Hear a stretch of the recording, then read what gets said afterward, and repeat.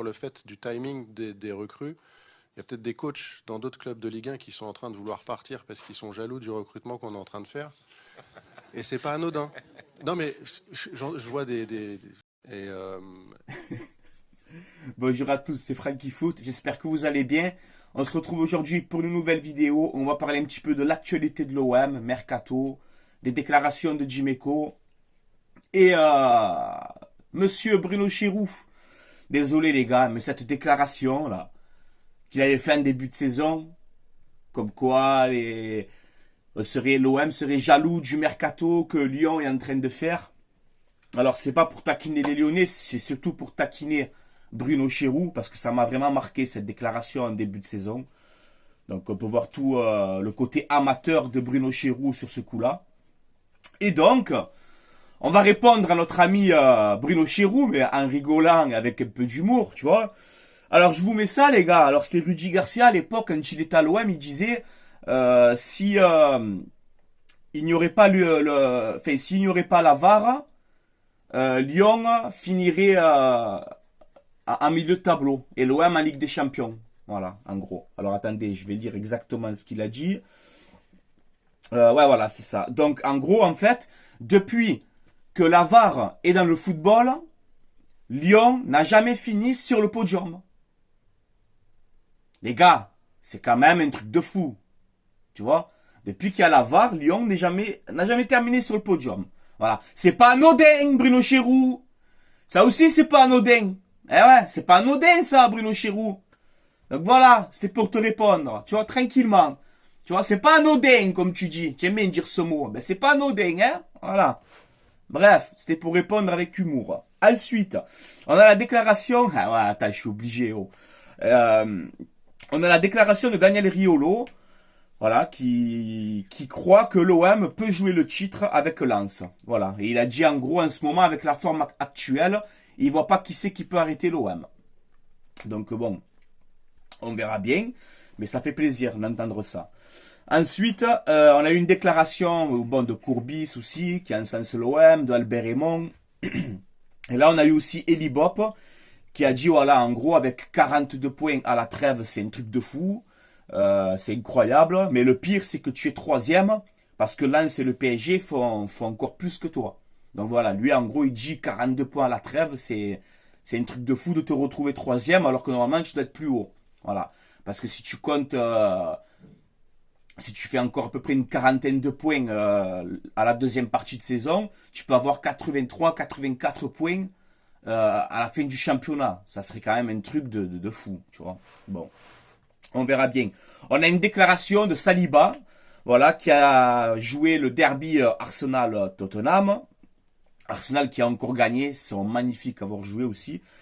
Et Saliba, on lui dit, on lui pose une question sur l'ambiance. Alors, il a quand même joué Arsenal-Tottenham, il y avait une ambiance de fou, tu vois.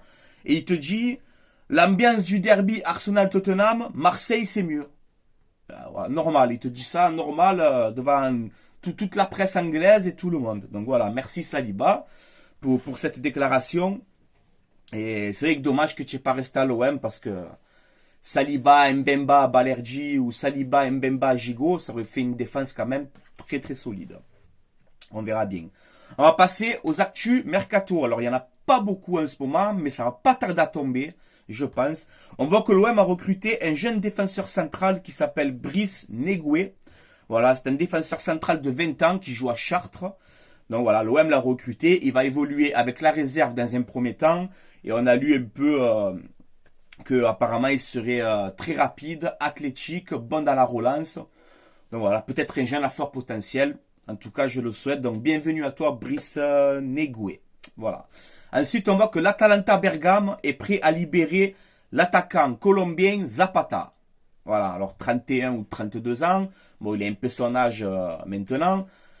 Voilà, on peut voir que l'année dernière, en Serie A, c'est 13 buts en 30 matchs. Et cette saison, 12 matchs, 1 but en Serie A. Donc cette saison un peu plus compliquée pour Zapata. Donc voilà, est-ce que l'OM devrait s'intéresser dessus? Dites-moi votre avis en commentaire, les gars. Ensuite, on voit que l'Irola, on en avait parlé déjà encore une fois, mais là, c'est ressorti, donc je voulais vous le faire partager. On voit que l'Irola, normalement, devrait avoir un rendez-vous avec Monza, club de Serie A, 15e, je crois qu'ils sont.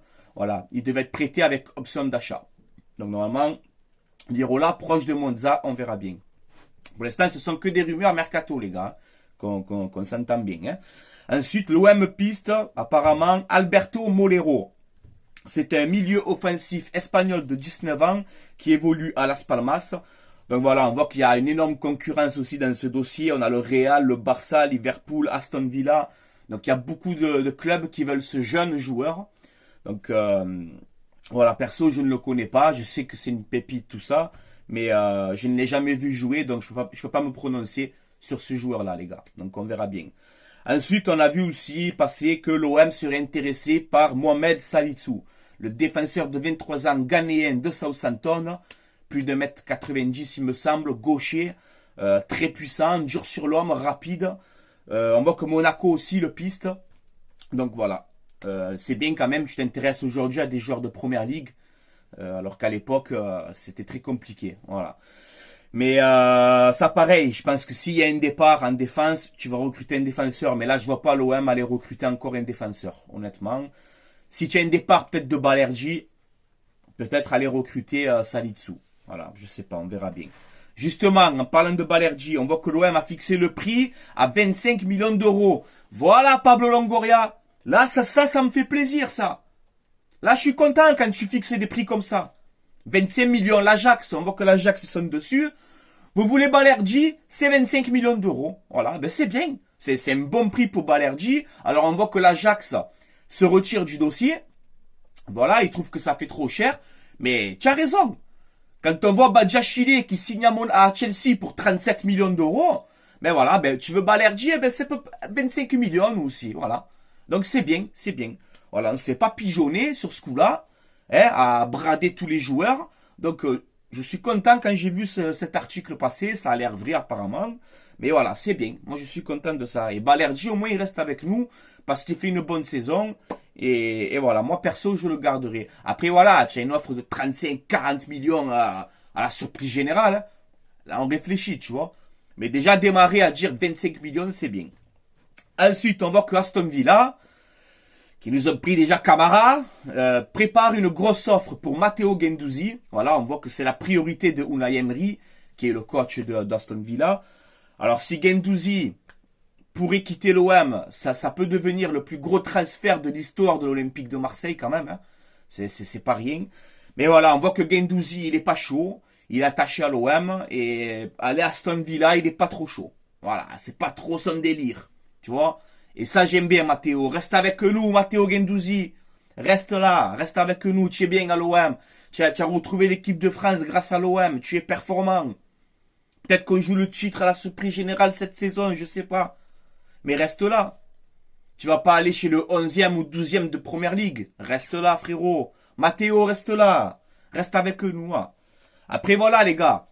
Lui, c'est vrai qu'il est pas chaud. Il préfère rester à l'OM. Mais si le 26 ou 27 janvier... Tu as Aston Villa qui pose 50 millions, l'OM ils vont le vendre. Hein. Je pense. Hein. Parce que ça va être dur de refuser une offre comme ça. Faut être réaliste, les gars. Voilà. Donc on verra bien. Ensuite, la rumeur Claudinho. Claudinho, le milieu offensif 25 ans brésilien du Zénith. Alors on a vu des trucs de fou. L'OM piste Claudinho, l'OM sur Claudinho, l'OM Claudinha, c'est du Claudinho partout. Partout, Claudinho, partout. Alors, on a vu que le Zénith réclame 40 millions d'euros. Tranquille, hein, le Zénith, tranquille, hein, 40 millions. On se détend la nouille, hein. Après, on nous dit finalement, non, mais peut-être que 20 millions, ça pourrait suffire. Donc, voilà. Et on a vu que cette rumeur a été vite démentie. Donc, écoute, on verra bien. L'affaire Claudinho là, on verra bien ce que ça va donner. Mais voilà. Ensuite, la recrue mystère, on voit que Mohamed Bouafsi, apparemment, le journaliste de RMC, je crois, Mohamed Bouafsi sait quel joueur va rejoindre l'OM rapidement. Voilà, apparemment, ils sont au courant. On a aussi, je crois, Mélisande de l'équipe qui sont au courant du joueur qui devrait signer à l'OM. On dit que c'est le remplaçant d'Aminarit. Donc voilà, ça parle de Claudinho, de Bouffal, de ci, de là. Moi, perso, ces joueurs-là, je n'y crois pas. Voilà, personnellement. Après, je peux me tromper. Je n'ai pas la science infuse, comme on dit. Hein? Voilà. Bon. On va passer à, vite fait à la dernière actu de cette vidéo. Hier, je sais pas si vous avez vu, on a eu une déclaration de Eric Dimeco. De toute façon, je vais vous la mettre en fin de vidéo, comme ça, pour ceux qui l'ont pas écouté, vous allez l'entendre. Mais en gros, hier, ça parlait que comme quoi, je sais pas si vous avez vu en ce moment au PSG, on voit que les Qataris veulent racheter le Parc des Princes, voilà, pour l'agrandir, pour faire un stade plus grand, etc. Mais on voit que la maire de Paris, Hidalgo, elle rend fou tout le monde, parce qu'elle veut garder le stade. Là, d'un coup, elle te dit non, mais c'est bon, finalement, je suis ouvert à la discussion, donc on ne sait pas ce qui va se passer. Le PSG avec le Parc des Princes, on ne sait pas si ça va négocier ou pas. Et Dimeco, ben, il parlait de ça, tu vois, ça parle de ça dans l'émission. Et en gros, il te dit d'un coup comme ça, alors une déclaration, je sais pas, vous allez l'analyser vous, de toute façon, et vous allez me dire en commentaire. Mais en gros, il te dit, on sait que de nouveaux propriétaires, c'est parole, hein, c'est pas moi qui l'invente, il dit, on sait que de nouveaux propriétaires veulent racheter le stade Vélodrome. Et le propriétaire, là, actuellement, c'est pas McCourt. Donc, est-ce qu'il aurait encore une fois vendu la mèche? Tu vois? En disant que, ben, il y a de nouveaux investisseurs qui sont chauds sur l'OM, quoi. Voilà, moi, je le comprends comme ça. Après, je sais pas, les gars, vous me dites en commentaire. Moi, je m'enflamme pas, hein, la vente, le club, il est vendu. Non, moi, c'est pas ça. Moi, je vous dis, le propriétaire, c'est McCourt, actuellement. Le club, il a Franck McCourt, point final. Voilà. Mais après, on le sait tous, qu'il y a beaucoup de personnes qui sont intéressées par le rachat de l'Olympique de Marseille. C'est normal, il y a eu des offres, il y a eu des discussions, voilà, mais pour l'instant, McCourt, c'est lui le patron. Mais là, Dimeco, il te dit, on sait que il y a de nouveaux investisseurs qui veulent racheter le Vélodrome, ça fait quelque temps que c'est dans les tuyaux. Les gars, il faut comprendre après. Comme il dit Bruno Chirou, c'est pas anodin, ça. Elle est pas anodine, cette phrase. Je sais pas, les gars. Dites-moi votre avis en commentaire, ce que vous en pensez de cette déclaration. De toute façon, je vais vous la mettre directement maintenant, comme ça, vous l'écoutez. Mais c'est vrai que c'est un peu... Je dis, mais pourquoi il dit ça d'un coup, tu vois? Voilà. Donc après, trop de rumeurs sur quelque chose, c'est pas pour rien non plus, après, tu vois? Donc voilà, peut-être qu'il y a des discussions encore une fois et tout, mais voilà, il n'y a pas de Saoudiens cachés qui font le mercato dans le dos, non, ça faut arrêter. Le club, il a McCourt, pour l'instant, mais je pense que, voilà, il y a des discussions, ça fait un petit moment déjà, au moins 2-3 ans qu'il y a des discussions. Mais McCourt, voilà, il veut un prix, tu lui donnes son prix, il te vend le club, voilà, point final. Donc en gros, voilà, Dimeco, ce qu'il dit, c'est qu'il y a des gens intéressés pour racheter le Vélodrome. Et qui dit racheter le Vélodrome, qui dit racheter l'OM. Ça va ensemble, les gars. C'est logique. Voilà. Donc voilà, la famille, c'est tout pour moi. Demain, je vous fais la vidéo d'avant-match Marseille-Rennes, parce qu'on joue vendredi. Donc demain, il y aura un avant-match où on va analyser les absents de chaque équipe, les cotes, etc., les compos probables. Et évidemment, j'espère la qualification de l'Olympique de Marseille parce que je veux gagner cette Coupe de France. Voilà, on est l'OM et on doit viser haut. Voilà, donc déjà en Coupe d'Europe, on ne s'est pas qualifié. Là, il y a la Coupe de France, il faut tout donner, aller au bout. Rennes, ça va être difficile, ça va être un gros match. On le sait tous, mais en tout cas, ça va être un match où on va se régaler. L'OM, en ce moment, ça joue au ballon et Rennes, ça joue au ballon. Ils vont pas mettre le bus. Je pense qu'on va assister à un grand match. Voilà, en plus, ce sera au Vélodrome avec tous les cousins. Donc voilà, on va se régaler. J'espère la qualification. Demain, je vous fais l'avant-match, les gars. Donc soyez présents. Et voilà, les gars. N'hésitez pas à vous abonner aussi, hein, si vous n'êtes pas abonné à la chaîne, si vous aimez ce que je fais. N'hésitez pas à commenter aussi tout ce qu'on a dit dans cette vidéo, les gars. Et voilà, je tiens à vous remercier. Voilà. Allez, je vous laisse là. C'était Franky Foot. Allez l'OM, à la vie, à la mort, comme d'habitude. Et écoutez la déclaration de Dimeco. Et dites-moi en commentaire ce que vous en pensez. Pas d'enflammade, les gars. Tranquille, on se détend. Mais voilà, je voulais vous la faire partager. Voilà, les gars. Et dédicace à Cyril, le frérot de Snap. Putain, tu as vu, j'ai oublié encore. Dédicace à Cyril. Force à toi, mon frérot. Et allez l'OM. Allez, bonne journée, la famille.